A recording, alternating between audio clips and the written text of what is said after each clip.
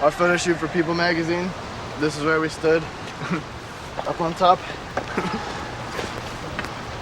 We stood up here and we smiled. We smiled and took the picture. Our parents had war stories and stuff to tell us, but we have our corporate sponsor story. Exactly. I mean, I have a lot of faith in the corporate world because it's always going to be there, so you may as well have faith in it, because if you don't, then it's just not good. Some of the best creative minds are employed to assure our faith in the corporate worldview. They seduce us with beguiling illusions designed to divert our minds and manufacture our consent.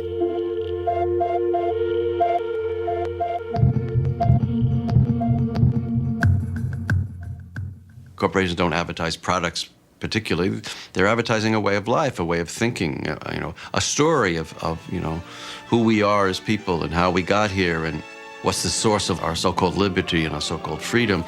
So you have decades and decades and decades of propaganda and education teaching us to think in a certain way. When applied to the large corporation, it's that the corporation was inevitable, that it's indispensable, that it somehow is remarkably efficient, and that it is responsible for progress and a good life.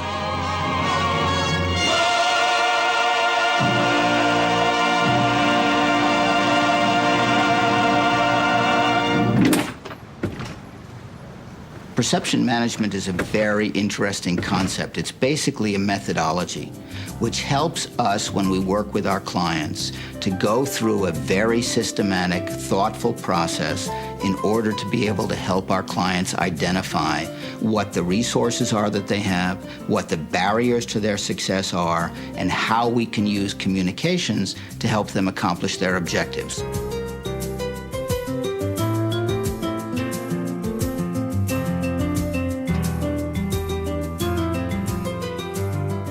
Michael or Angelica came to me and said, "Dad, what do you do and why is it important?"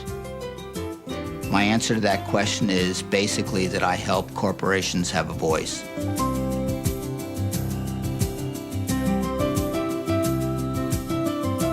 And I help corporations share the point of view about how they feel about things. They're selling themselves, they're selling their domination, they're selling their rule, and they're creating an image for themselves as just regular folks down the block. Hi, how you all doing today? Good to see you. How are you doing today? Hi, how you doing today? We're from Pfizer. We're your neighbors. You're in the new houses? Are you in the new houses? Oh, these are some neighbors. Well, can we say hello? Can we say hello just for a minute? So, what do you think of the neighborhood now? It's all right, it's good. Yeah, I think it's been getting better over the last 20 years that I've been coming here. Yeah. So I think together, working with you and Pfizer and our other partnership will make this a better place. Okay, nice to see you, Miss Frazier. Bye. There used to be a lot of crime at this subway. One night as I was going home, I got caught and was almost mugged. And so we decided to make a change to make this community better. We're looking at turnstiles that prevent fare beating. It used to be that you could just hop right over. So Pfizer, in collaboration with the Transit Authority, actually purchased these machines. This is a talkback box that allows us to speak to the Pfizer guard, which is approximately 500 yards from here. Now, I haven't seen the Pfizer guard today, but I'm going to see if I can call him. If he's not, I'll have to go wake him up. Hello, Tom Klein speaking. So I'm sure before we're through, he'll call back, but particularly on the off hours, this allows a passenger to call directly to the Pfizer desk for assistance. And then the Pfizer guard calls the transit police, and the transit police respond to any crime situation. As a result of all this, crime is down in this station. It's much safer for our community partners. Thank you.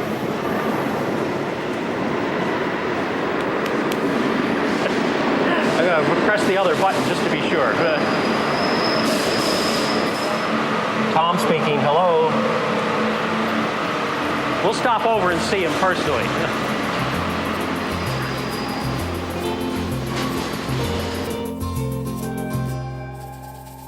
It's tough, you know. They're putting, you know, some taxpayer and shareholder money into helping, and who can say?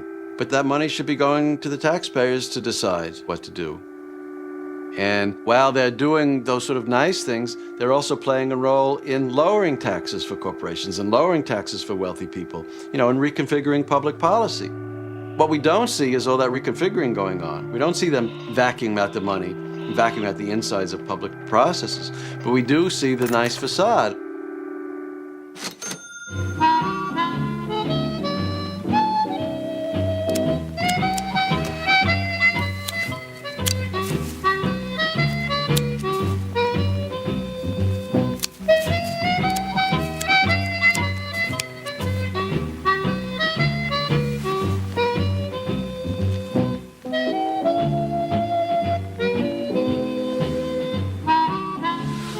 When I was researching the takeover of public space, when I started off, I thought, okay, this is just advertising. We've always had advertising. It's just more advertising.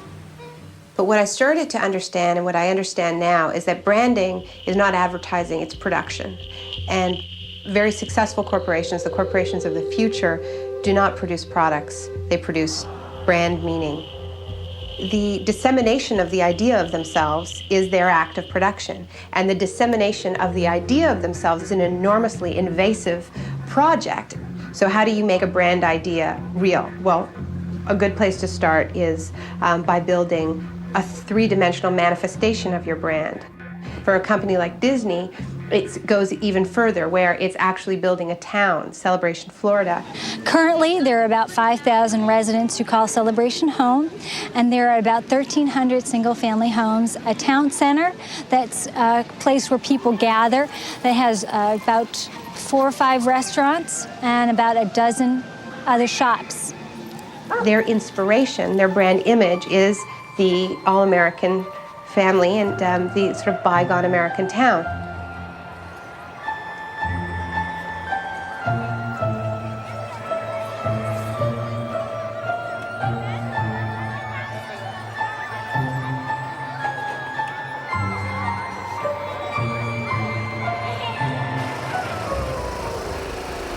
Their brand driver is family magic, and everything that that company does is in and around those 2 words. If you take that, a branded environment such as a Disney World or a Disneyland is a logical extension of that brand. Film, animated film, family-oriented film is a very logical extension of that. As a business, though, they also know that if they want to get into other forms of entertainment that does not fit family magic, they do not brand it Disney.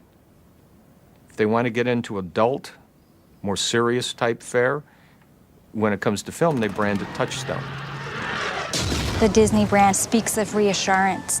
It speaks of tradition, it speaks of quality. And you can see that here in this community that we've built. And that's where you see the truly imperialist aspirations of branding, which is about building these privatized, branded cocoons, which maybe you start by shopping in and then you continue by holidaying in, but eventually, why not just move in? What happens if we wake up one day and we find out that virtually all of our relationships that are mediated between us and our fellow human beings are commercial? We find out that virtually every relationship we have is a commercially arbitrated relationship with our fellow human being. Can civilization survive on that narrow a definition of how we interact with each other? Wow. What a dream. I could give you a day in the life of a person who might be the target of undercover marketing, and I will tell you that some of these things are happening right now. around you. So you walk out of your building in the morning, some city, and you walk by the doorman and say, hey, good morning, and you notice there's a bunch of boxes at his feet from some online or mail order retailer, and there's a bunch of boxes there with, of course, a big brand message on it. You walk out, you think, well, a lot of people must be ordering from that company. Well, what you don't know is that we paid the doorman to keep those empty boxes there. You walk out into the street, and you hear some people having kind of a loud conversation about a musical act. And they're kind of passing the headphones back and forth and go, wow, this is great. Oh, yeah, that's good. Hey, do you know that I heard the CD is really hard to find, but I heard they sell it at Store X. I'm going to go pick it up. It's so good. Great, isn't it? Well, you hear that and you register it, and you might kind of pick up on that, and maybe later on you'll think, hey, I wonder what the hot act is. Bang, that might be in your head. Now you get into your office, and there's a certain brand of water in the refrigerator. What is that? Take it out, you drink it, you slug it down, it's there, and not really thinking about it. Wow, that's pretty good water. Who knows? Maybe someone placed the water there. You kind of go out for your lunch break, you're sitting in the park, and people are kind of out there talking in the park, and bang, all of a sudden you see another message. By the time you go to bed, you've probably received 8 or 9 different undercover messages. People are always thinking, well, oh, I know product placement, that's when they put stuff in movies. Well, yes, kind of. I mean, that's definitely traditional product placement, but real life product placement is just that, placing stuff in movies, but the movie is actually your life. We'll take a group of attainable, but still aspirational people. They're not supermodels, they're kind of people just like you. They're doing something for us, whether they're having a certain kind of drink or they're using a certain laundry detergent, whatever it may be. They are kind of the Roach Motel, if you will. People are going to come over to them, and they're going to give them this little piece of brand bait. Could be a soundbite of knowledge or a ritual. Consumers would get that piece of roach bait, and then they would take it. They go, oh, pretty cool. And then they go out and they spread it to their friends. If you want to be critical, if you want to go through your life like that, sure, be critical of every single person that walks up to you. But if they're showing you something that fits and something that works and something that makes your life better in some way, well, then who cares? Again, just say thanks.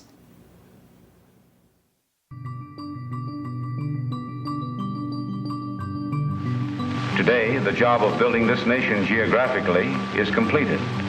There are no new frontiers within our borders. So, to what new horizons can we look now? Where are tomorrow's opportunities? What's ahead for you, for your children? The frontiers of the future are not on any map. They are in the test tubes and laboratories of the great industries.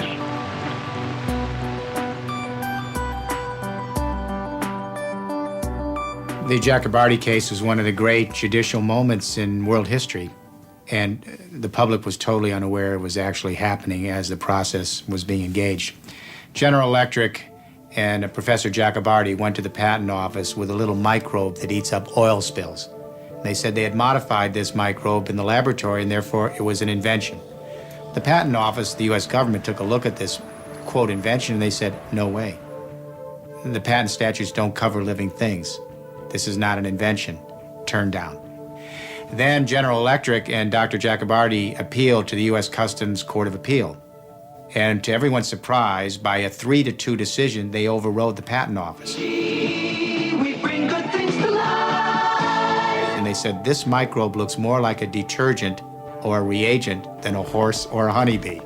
I laughed because they didn't understand basic biology. It looked like a chemical to them. Had it had an antenna or eyes or wings or legs, it would never have crossed their table and been patented. Then the patent office appealed. And what the public should realize now is the patent office was very clear that you can't patent life. My organization provided the main amicus curiae brief. If you allow the patent on this microbe, we argued, it means that without any congressional guidance or public discussion, corporations will own the blueprints of life. When they made the decision, we lost by 5-4, and Chief Justice Warren Burger said, sure, some of these are big issues, but we think this is a small decision. 7 years later, the US Patent Office issued a 1-sentence decree. You can patent anything in the world that's alive, except a full-birth human being.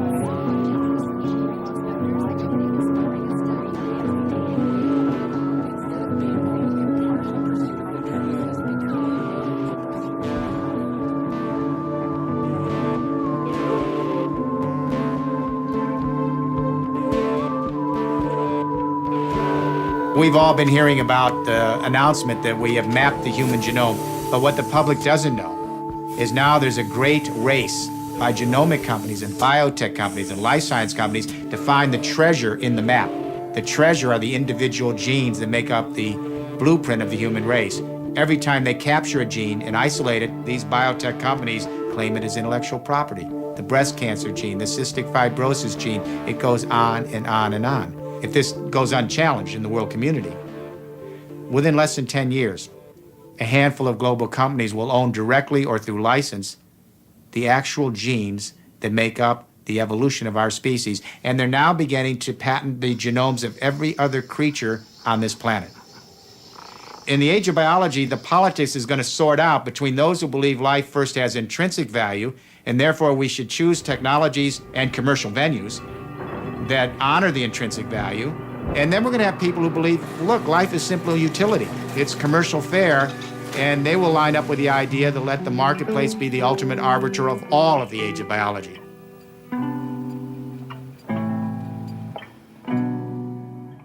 In a world economy where information is filtered by global media corporations, keenly attuned to their powerful advertisers, who will defend the public's right to know? And what price must be paid to preserve our ability to make informed choices?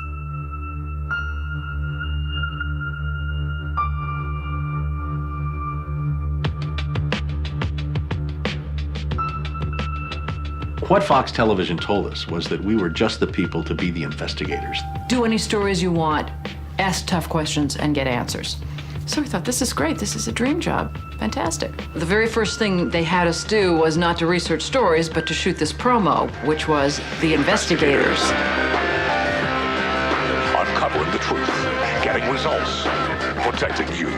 And they had a film crew and a smoke machine, and we were silhouetted. Investigative reporter Steve. One of the first stories that Jane came up with was the revelation that most of the milk in the state of Florida and throughout much of the country was adulterated with the effects of bovine growth hormone. With Monsanto, I didn't realize how effectively a corporation could work to get something on the marketplace. The levels of coordination they had to have. They had to get university professors into the fold. They had to get experts into the fold. They had to get reporters into the fold. They had to get the public into the fold. And of course the FDA, let's not leave them out. They had to get the federal regulators convinced that this was a fine and safe product to get it onto the marketplace. And they did that. They did that very, very well. Posilac is the single most tested new product in history and is now available to you specifically so you can increase your profit potential. The federal government basically rubber stamped it before they put it on the marketplace. The longest test they did for human toxicity was 90 days on 30 rats. And then either Monsanto misreported the results to the FDA or the FDA didn't bother to look in depth at Monsanto's own studies. The scientists within Health Canada looked very carefully at bovine growth hormone and came to very different conclusions than the Food and Drug Administration in the US did. Monsanto's engineered growth hormone did not comply with safety requirements. It could be absorbed by the body and therefore did have implications for human health. Mysteriously, that conclusion was deleted from the final published version of their report. I personally was very concerned that there's a very serious problem of secrecy, conspiracy, and things of that nature. We have been pressured and coerced to pass drugs of questionable safety, including the RBST. We wrote the story. We had it ready a week beforehand. They'd bought ads. Farmers in the milk industry say it's safe, but studies suggest a link to cancer. Don't miss this special report from the investigator. That Friday night before the Monday this series was to begin, the fax machine spit out a letter from this very high-priced lawyer in New York that Monsanto had hired. It contained a lot of things that were just off-the-wall false, just demonstrably false. But if you didn't know the story and you didn't know how we had gone about producing it, would have scared you as a broadcaster, as a manager. And they decided that they would pull the story and they would just check it one more time. But the bottom line was that there was no factual errors in that story. Both sides had been heard from. Both sides had had an opportunity to speak. 1 week later, Monsanto sent the second letter. And this was even more strongly worded. And it said there will be dire consequences for Fox News if the story airs in Florida. And this time they freaked. They were afraid of being sued, and they were also afraid of losing advertising dollars at all of the stations owned by Rupert Murdoch. And he owned more television stations than any other group in America. And that's 22 television stations. That's a lot of advertising dollars for Roundup, aspartame, NutraSweet, and other products. So we got into a battle. And the first deal was the new general manager. And his name's Dave. And Dave is a salesman, and, you know, he'd pump your hand. How you doing? How you doing? Called us upstairs to his office, and he said, what would you say if I killed this piece? What if it never ran? And we said, well, you know, we wouldn't be very happy about that. And he said, well, I could kill it, you know. And we said, yes, of course, you're the manager. You could kill it. It would never air. And he's hemming and he's hawing and he's back and he's forth. And we couldn't figure out, what is this all about? And finally he blurted out, look, would you tell anybody? You know, I said, I'm not going to lie for you. About a week later, calls us back to the office and says, okay, we'd like you to make these changes. In fact, you will make these changes. We said, well, look, let us show you the research that we have that shows that this information you want us to broadcast isn't true. To which he replies, I don't care about that. I said, pardon me? And he said, well, that's what I have lawyers for. Just write it the way the lawyers want it written. I said, you know, this is news. This is important. This is stuff people need to know. And I'll never forget, he didn't pause a beat, and he said, we just paid $3 billion for these television stations. We'll tell you what the news is. The news is what we say it is. I said, I'm not doing that. And he said, well, he said, if you refuse to present this story the way we think it should be presented, you'll be fired for insubordination. I said, I will go to the Federal Communications Commission and I will report that I was fired from my job by you, the licensee of these public airwaves, because I refused to lie to people on the air. And it's thank you very much. You'll hear from us right away. Well, 24 hours came and went and we didn't hear a thing. And about a week later, he calls us back, and now we've changed strategies. How about if we pay you some money and you just go away? And I said, how much money? Because, you know, when somebody offers to bribe you like that, I always want to know if it might be worth it. He was going to offer us the rest of our year's salary if we agreed not to talk about what Monsanto had done, to not talk about the Fox corporate response in suppressing the story, and to not talk about the story. Not talk about BGH, again, anywhere. Not take the story to another news organization. Just zip up. I said, you mean if I want to go to my daughter's PTA meetings and explain what's in the school milk at the school lunch program? I can't, no. You can never speak about this anywhere. And Steve says, okay, write it up. And I'm like, write it up? What are you talking about? Write it up. And I didn't say anything. And Dave, he wrote it up. And he FedExed it to us a couple days later. And he said, are you gonna sign? And we said, nah, Dave, we're not gonna sign that. And he said, well, send it back, okay? I said, no, Dave, we're not gonna send that back. It was, okay, we can't buy you out.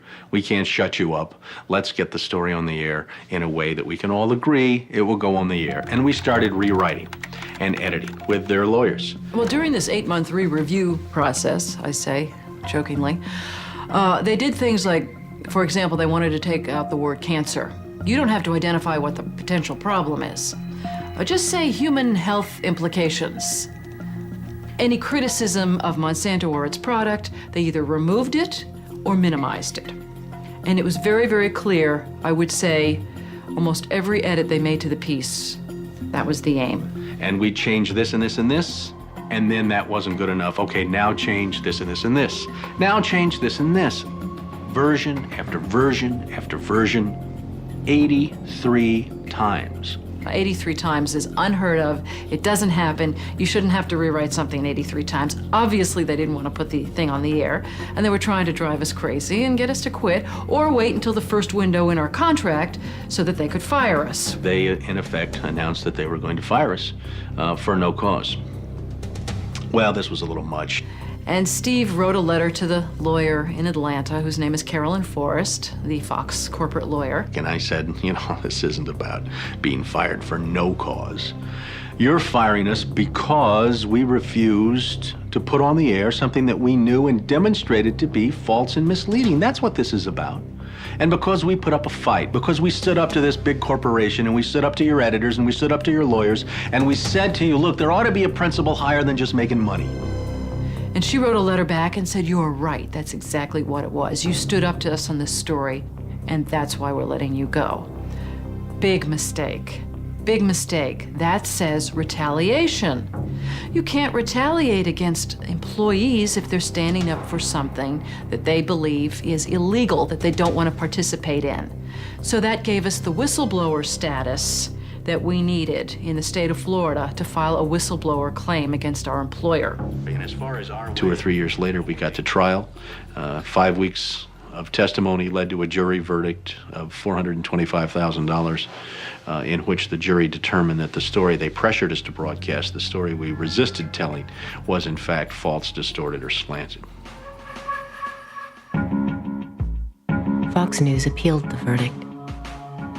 5 major news media corporations filed briefs with the court in support of Fox's appeal.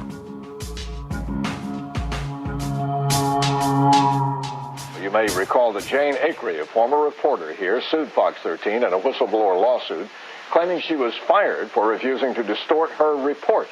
The appeals court today threw that case out, saying Ms. Acree had no whistleblower claim against the station based on news distortion.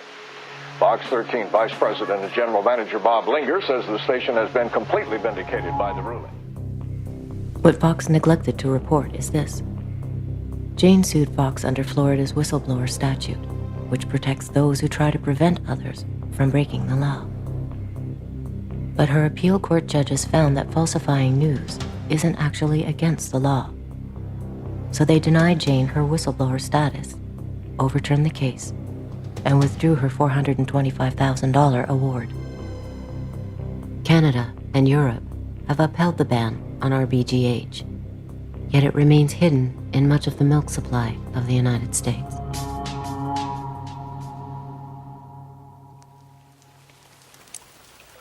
The prospect that 2/3 of the world's population will have no access to fresh drinking water by 2025 has provoked the initial confrontations in a worldwide battle for control over the planet's most basic resource. When Bolivia sought to refinance the public water service of its third largest city, the World Bank required that it be privatized, which is how the Bechtel Corporation of San Francisco gained control over all of Cochabamba's water, even that which fell from the sky. Esta ley, este contrato, prohibían a la gente acumular el agua de la lluvia. Por lo tanto, el agua de la lluvia también se privatizaba. La factura de agua le daba un valor legal a la empresa para que pueda apropiarse de su propiedad, de su vivienda, rematando la misma.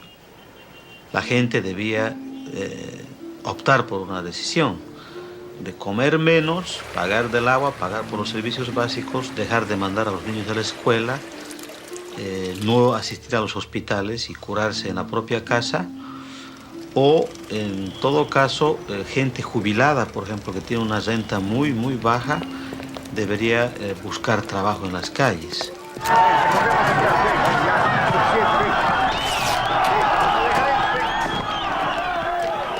Con la consigna de "el agua es nuestra, carajo", la gente sale a las calles, sale a los caminos y protesta, ¿no?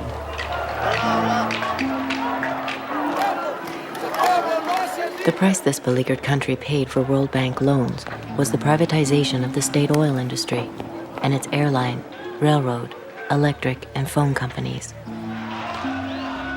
But the government failed to convince Bolivians that water is a commodity like any other. Entonces, ahí sí vimos que el gobierno defendía los intereses de la transnacional Bechtel, porque la gente quería agua, no gases. La gente quería justicia y no balas. Estas son las imágenes que reflejan definitivamente la situación que vivió Cochabamba durante la jornada de este viernes. Prácticamente estuvo sitiada. Bolivia was determined to defend the corporation's right to charge families living on $2 a day as much as 1/4 of their income for water. The greater the popular resistance to the water privatization scheme, the more violent became the standoff. Y por eso hubieron centenares de heridos jóvenes que a sus 16, 17 años perdieron brazos, perdieron piernas, quedaron paralíticos, quedaron lesionados de la cabeza de por vida y murió Víctor Hugo Daza.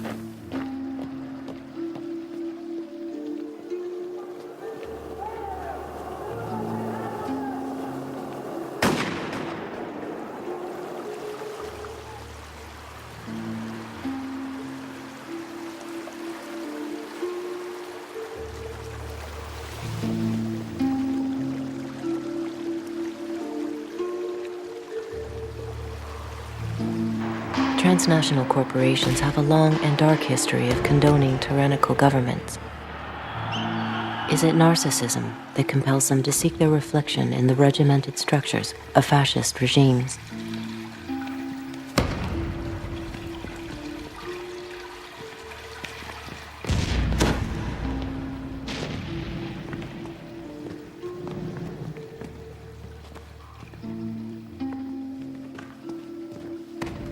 There was an interesting connection between the rise of fascism in Europe and the consciousness of politically radical people about corporate power, because there was a recognition that fascism rose in Europe with the help of enormous corporations. Mussolini was greatly admired all across the spectrum. Business loved him. Investment shot up. Instantly, when Hitler came in Germany, the same thing happened there. Investment shot up in Germany. He had the workforce under control. He was getting rid of dangerous left-wing elements. Investment opportunities were improving. There was no problems. These are wonderful countries. I think one of the greatest untold stories of the 20th century is the collusion between corporations, especially in America, and Nazi Germany. First, in terms of how the corporations from America helped to essentially rebuild Germany and support the early Nazi regime. And then, when the war broke out, figured out a way to keep everything going. So General Motors was able to keep Opel going, Ford was able to keep their thing going, and companies like Coca-Cola, because they couldn't keep the Coca-Cola going, so what they did was they invented Fanta Orange for the Germans. And that's how Coke was able to keep their profits coming in to Coca-Cola. So when you drink Fanta Orange, that's the Nazi drink. That was created so that Coke could continue making money while millions of people died. When Hitler came to power in 1933, his goal was to dismantle and destroy the Jewish community. This was an enterprise so fast that it required the resources of a computer. But in 1933, there was no computer. What there was the IBM punch card system, which controlled and stored information based upon the holes that were punched in various rows and columns. Naturally, there was no off-the-shelf software as there is today. Each application was custom designed, and an engineer had to personally configure it. Millions of people of all religions and nationalities and characteristics went through the concentration camp system.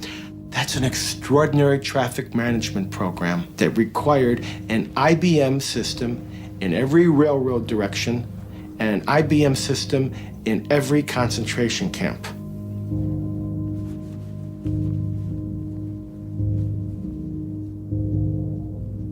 Now, this is a typical prisoner card. There are little boxes where all the information is to be punched in. We compare this information to the code sheet for concentration camps. And here you see Auschwitz is 1, Buchenwald 2, Dachau is 3. Now, what kinds of prisoners were they? They could be a Jehovah's Witness for 2, a homosexual for 3, communist for 6, or a Jew would be 8. Now, what was their status? 1 was released, 2 was transferred, 4 was executed, 5 was suicide, and 6.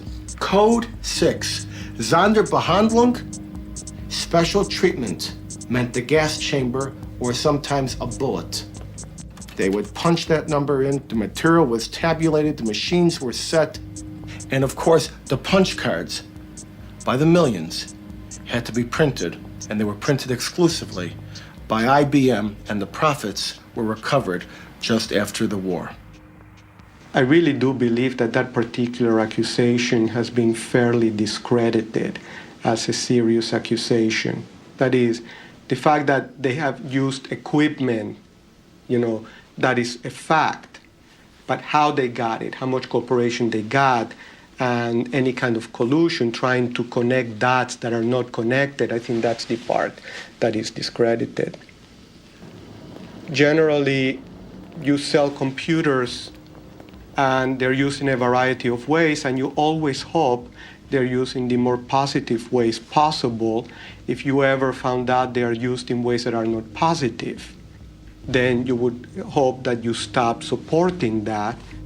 But do you always know? Can you always tell? Can you always find out? IBM would, of course, say that it had no control over its German subsidiary. But here on October 9th of 1941, a letter is being written directly to Thomas J. Watson with all sorts of detail about the activities of the German subsidiary. None of these machines were sold. They were all leased by IBM, and they had to be serviced on site once a month, even if that was at a concentration camp such as Dachau, Buchenwald. This is a typical contract with IBM and the Third Reich, which was instituted in 1942. It's not with the Dutch subsidiary, it's not with the German subsidiary, it is with the IBM Corporation in New York. You know, as it happens, I know that story. I discussed it more than once with old Mr. Watson, and I was around at the time. I'm not saying that Watson didn't know that the German government used punch cards. He probably did know. After we had very few customers. Watson didn't want to do it. Watson not because he thought it was immoral or not, but because Watson, with a very keen sense of public relations, thought it was risky. It should not surprise us that corporate allegiance to profits will trump their allegiance to any flag. A recent U.S. Treasury Department report revealed that in 1 week alone, 57 U.S. corporations were fined for trading with official enemies of the United States, including terrorists, tyrants, and despotic regimes.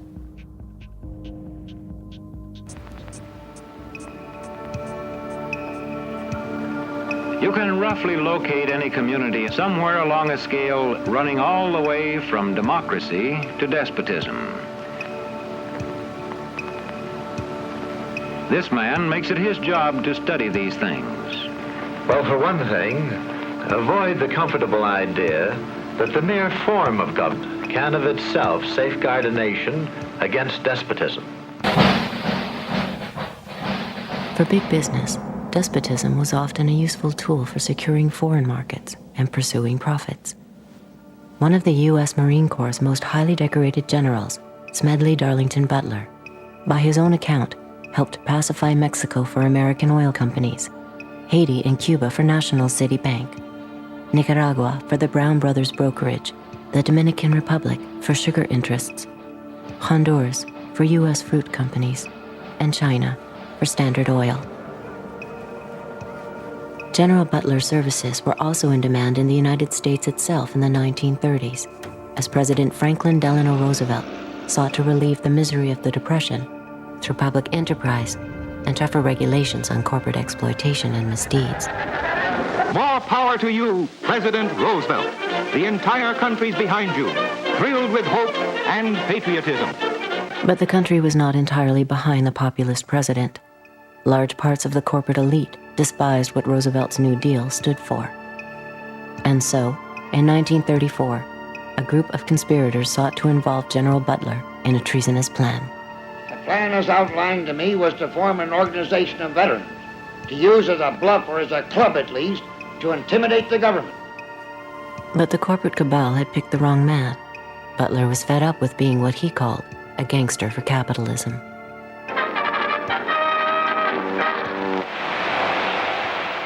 I appeared before the Congressional Committee the highest representation of the American people under subpoena to tell what I knew of activities which I believe might lead to an attempt to set up a fascist dictatorship. The upshot of the whole thing was that I was supposed to lead an organization of 500,000 men, which would be able to take over the functions of government. A congressional committee ultimately found evidence of a plot to overthrow Roosevelt.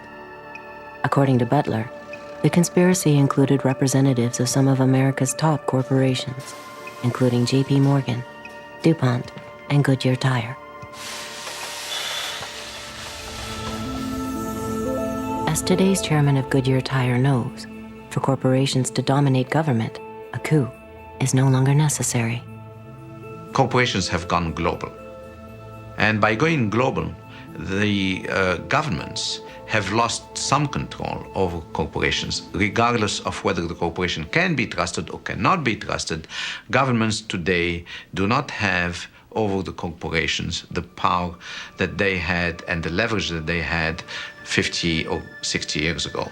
And that's a major change. So governments have become powerless compared to where they were before.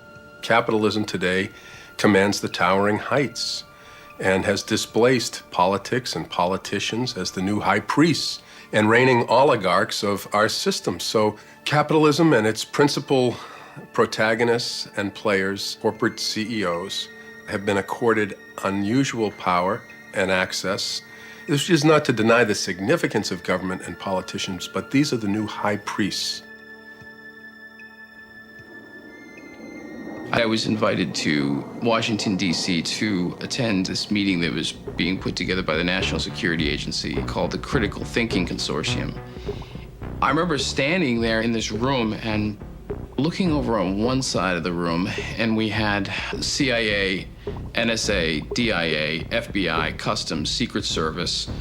And then on the other side of the room, we had Coca-Cola, Mobil Oil, GTE, and Kodak. And I remember thinking, I am like in the epicenter of the intelligence industry right now. I mean, the line is not just blurring, it's just not there anymore. And to me, it spoke volumes as to how industry and government were consulting with each other and working with each other.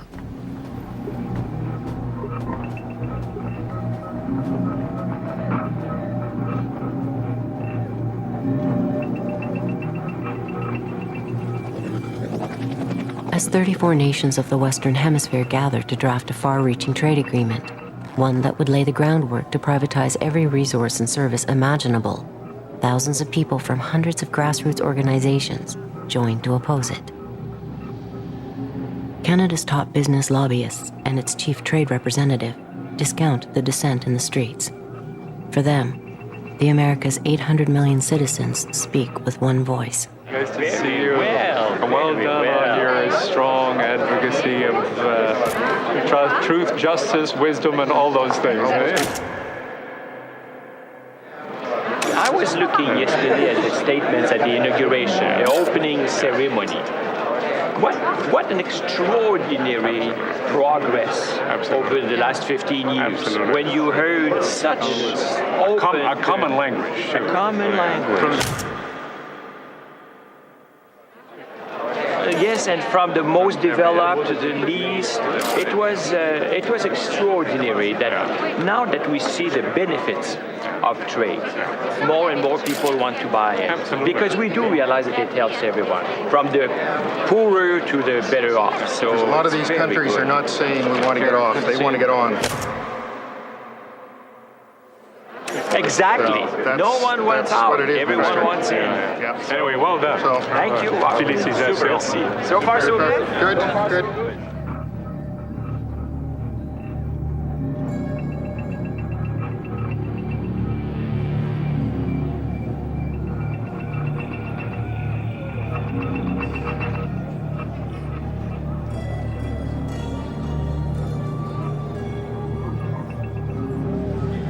I'm inside and this is all outside, so that's the way it is.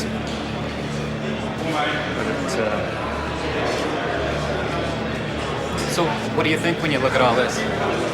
Well, it's. I mean, I think it's too bad that this has erupted.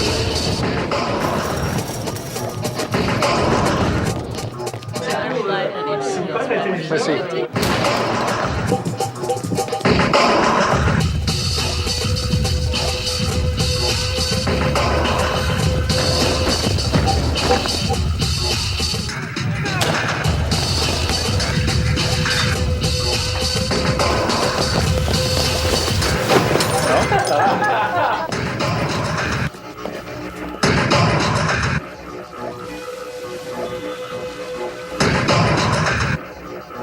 Does there need to be some measure of accountability? Yes.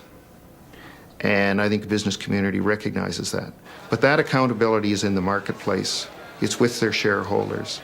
It's with the public perception and the public image that they are projecting. That's, if companies don't do what they should be doing, they're going to be punished in the marketplace, and that's not what any company wants. There's a new market. These guys and gals aren't out there because government's putting a gun to their head or because they've suddenly read a book about transcendental meditation and global morality. My inner voice says honor my inner child. Mine says love everyone. My inner voice says I like a Wendy's bacon mushroom melt. They're there because they understand the market requires them to be there, that there's competitive advantage to be there. I am listening to your concerns. I worry about climate. I worry about pollution. I do not have all the answers to this, but we are prepared to work with you, with society, with NGOs, with governments to address it. So you rebuild the trust so that you come back to a new kind of trust. And then the ultimate goal is then to become a corporation of choice. He believes that almost half our energy could one day come from renewable sources. He's been called a dreamer and a crank. And I've been called a hippie. And more recently, a project manager for Shell. I ask myself oftentimes why so many companies subscribe to corporate social responsibility. I'm not sure it's because they necessarily want to be responsible in an ultimate way, but because they want to be identified and seen to be responsible. But who am I to judge? Who am I to judge? It's better they belong than not belong. It's better that they make some public profession than the opposite. Social responsibility isn't a deep shift because it's a voluntary tactic, a reaction to a certain market at this point. And as the corporation reads the market differently, it can go back. One day you see Bambi, next day you see Godzilla. How do you define socially responsible? What business is it of the corporation to decide what's socially responsible? That isn't their expertise. That isn't what their stockholders asked them to do. So I think they're going out of their range, and it certainly is not democratic. I don't really care what the chairman of General Motors thinks is an appropriate level of emissions to come out the tailpipe of General Motors automobiles. He may have a lot of scientists, he may be a very good person, but I didn't elect him to anything. He doesn't have any power to speak for me. These are decisions that must be made by government and not by corporations. If you take this to its logical conclusion, one would have an image that we are, in fact, at the end of the world is nigh, and we are all completely brainwashed, and there's no space left, and I don't believe we're there yet. And I think it's really important that we don't overstate the case and that we admit that there are cracks and fissures in all of these corporate structures, and sometimes when a corporation is concentrating on one particular project, they look the other way and all kinds of interesting things happen in the corner. It is the case in every period of history where injustice based on falsehoods, based on taking away the right and freedoms of people to live and survive with dignity, that eventually, when you call a bluff, the tables turn.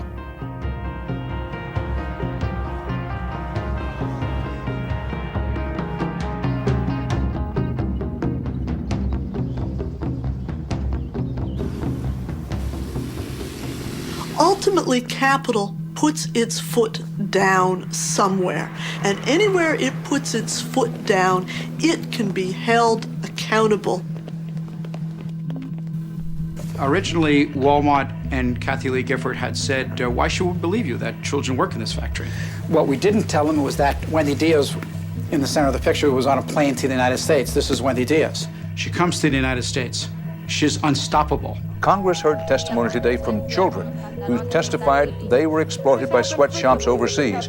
Kathy Lee Gifford apologized to Wendy Diaz. It was the most amazing thing I'd seen. This powerful celebrity leans over and says, Wendy, please believe me, I didn't know these conditions existed.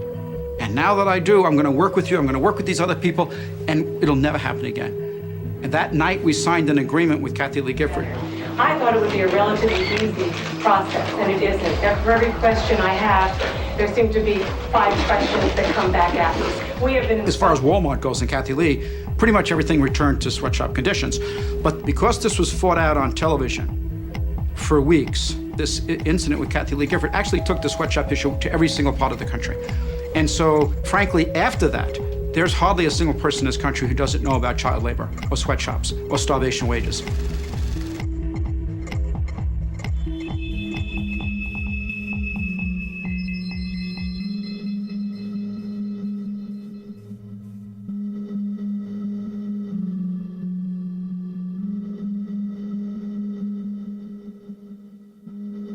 So what we need to do is to look at the very roots of the legal form that created this beast, and we need to think who can hold them accountable. They're not graven in stone. They can be dismantled. In fact, most states have laws which require that they be dismantled.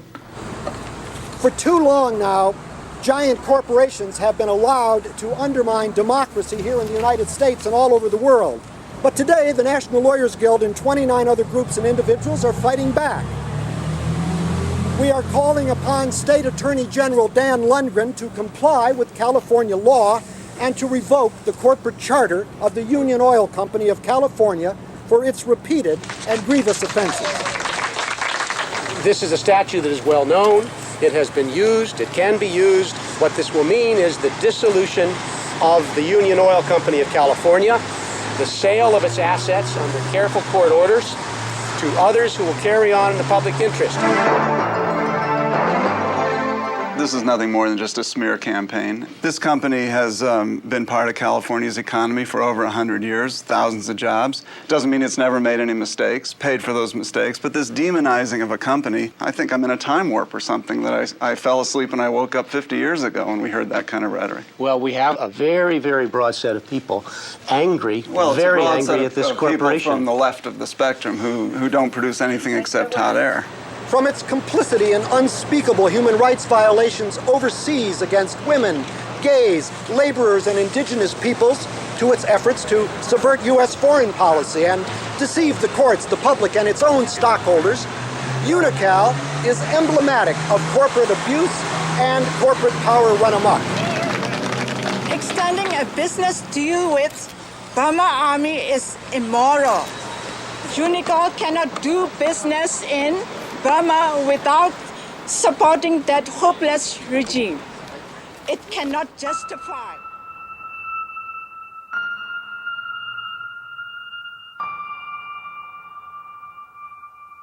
The curse for me has been the fact that in making these, documentary films, I've seen that they actually can impact change. So I'm just compelled to, keep making them. Yep, that's me, doing what I do. All year long, I give big companies a hard time. But at Christmas time, I like to set aside my differences and reach out to big business, like cigarette companies. Deck the halls with boughs of holly. I went to Littleton, Colorado, where the Columbine shooting took place. And I didn't know this, but when I arrived, I learned what the primary job is of the parents of the kids who go to Columbine High School. The #1 job in Littleton, Colorado, they work for Lockheed Martin, building weapons of mass destruction.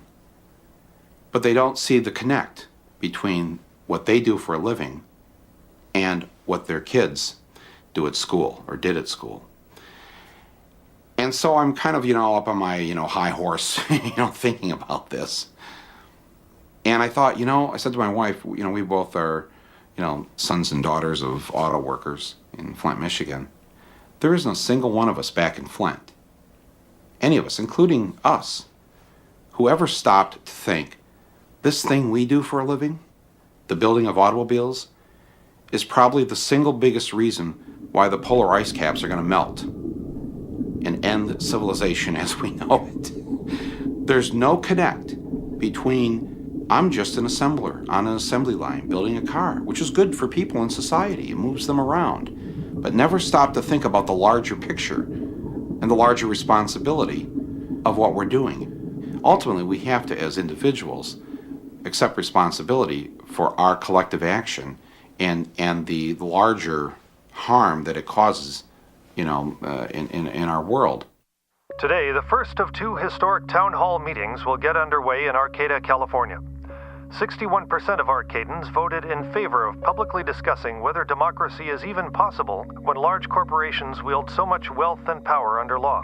They also voted to form a committee to ensure democratic control over corporations in Arcata. Corporations are not accountable to the democratic process. That's what this is about. I don't want to make decisions about everything that goes on in their corporation, but I do have a strong belief that they need to be held accountable to us. If we don't like certain product, if we don't like Pepsi Cola or Bank of America, or if you don't like what they do, don't use them. That's the way I see the people's power is. You have a lot more money than me. You have more votes than I do. If we use the model of boycott and voting with your dollars, that's an undemocratic situation. What are we afraid of? I mean, are all the businesses going to leave Arcata? I don't think so. And if they did, we'd deal with it, or we'd figure it out, or we'd do something different. We're creative people. I just don't see why we're afraid. If you think it's tough making a decision where to buy your stuff today, how tough do you think it is when there's only one provider, and it's the state? And by the way, you don't get to have this little democracy forum in those communities either. People that say they fear their government, I really hope that they understand that they're allowed to participate in their government. They're not allowed to participate in anything the corporations do. So don't fear the government. Help it be the government that you won't fear. If this many people around the country would do this instead of watching Super Bowl Sunday, our nation would be controlled by the people, not by the corporations. No more chain restaurants in Arcata after a long-awaited decision.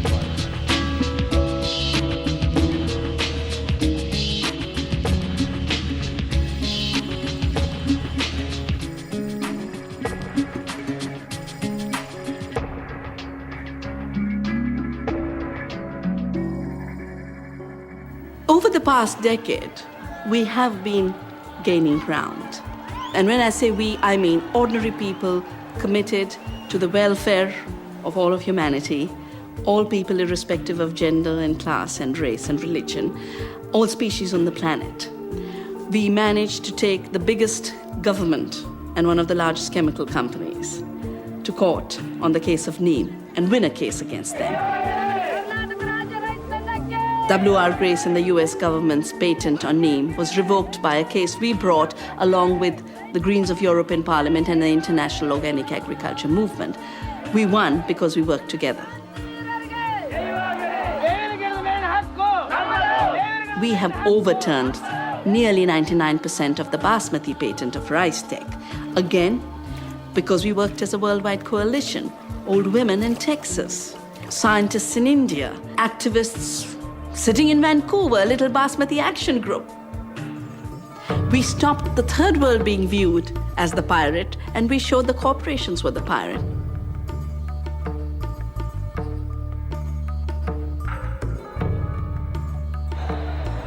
Look how little it took for Gandhi to work against the salt laws of the British, where the British decided the way they would make their armies and police forces bigger is just tax the salt. And all that Gandhi did was walk to the beach, pick up the salt, and say, nature gives it for free, we need it, we've always made it, we will violate your laws, we will continue to make salt. We've had a similar commitment for the last decade in India that Any law that makes it illegal to save seed is a law not worth following. We will violate it because saving seed is a duty to the earth and to future generations. We thought it would really be symbolic. It is more than symbolic. It is becoming a survival option. Farmers who grow their own seeds, save their own seeds, don't buy pesticides, have threefold more incomes than farmers who are locked into the chemical treadmill, depending on Monsanto and Cargill. We have managed to create alternatives that work for people. There are many tools for bringing back community, but the importance is not the tools. I mean, there's litigation, there's legislation, there's direct action, there's education, boycotts, social investment. There's many, many ways to address issues of corporate power. But in the final analysis, what's really important is the vision. You have to have a better story. Do I know you well enough to call you fellow plunderers? There is not an industrial company on earth, not an institution of any kind, not mine, not yours, not anyone's, that is sustainable. I stand convicted by me, myself alone, not by anyone else, as a plunderer of the earth, but not by our civilization's definition. By our civilization's definition, I'm a captain of industry, in the eyes of many a kind of modern-day hero, but really, the first industrial revolution is flawed, it is not working, it is unsustainable, it is the mistake. And we must move on to another and better industrial revolution and get it right this time. When I think of what could be, I visualize an organization of people committed to a purpose. And the purpose is doing no harm. I see a company that has severed the umbilical cord to earth for its raw materials, taking raw materials that have already been extracted and using them over and over again, driving that process with renewable energy. It is our plan, it remains our plan to climb Mount Sustainability, that mountain that's higher than Everest, infinitely higher than Everest, far more difficult to scale. That point at the top symbolizing zero footprint.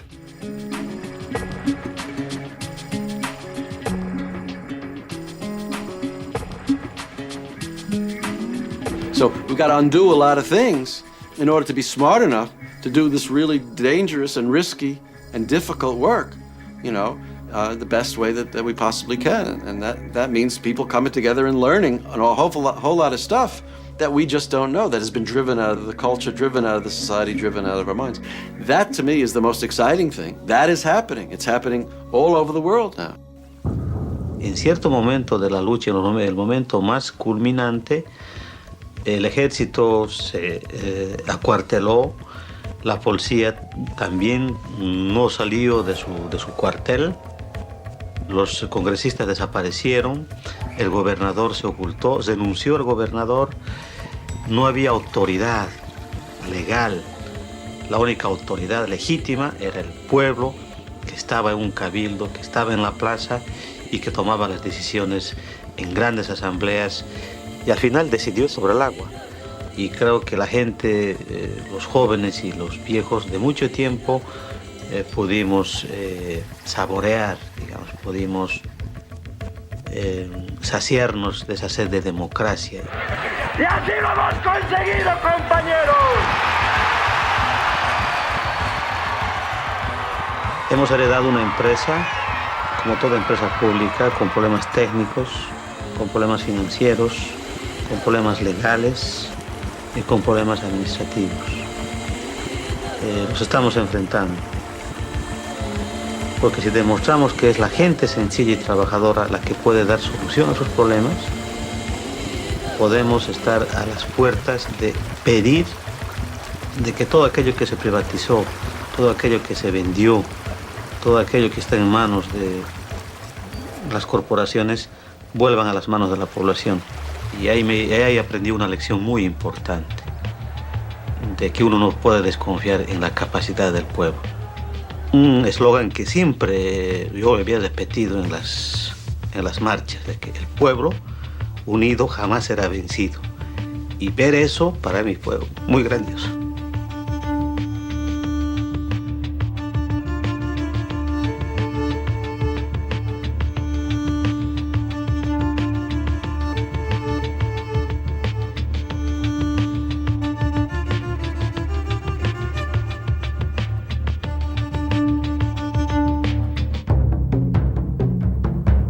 Sometimes it surprises me how effective you can actually be. After we beat the Gap, I'd walk past these Gap stores and I look at them, I think, my God, there's like 2,000 of these stores across the country. Look at all that concrete, look at the glass, look at all the staff people, look at all the clothing, look at that power. You can still reach these companies. You can still have an effect.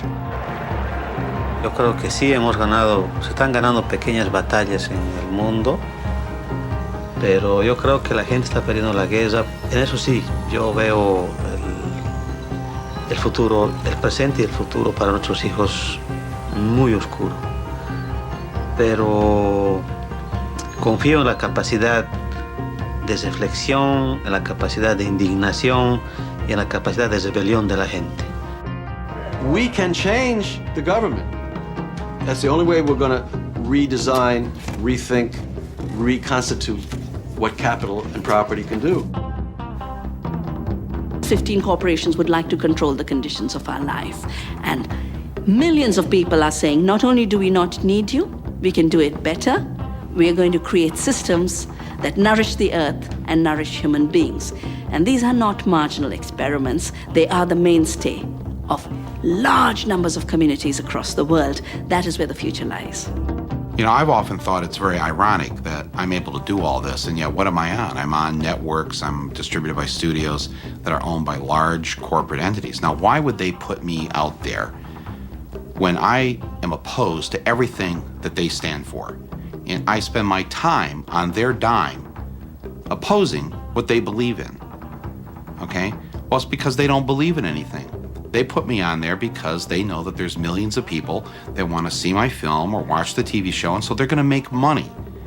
And I've been able to get my stuff out there because I'm driving my truck through this incredible flaw in capitalism, the greed flaw, the thing that says the rich man will sell you the rope to hang himself with if he thinks he can make a buck off it. Well, I'm the rope. I hope I'm part of the rope.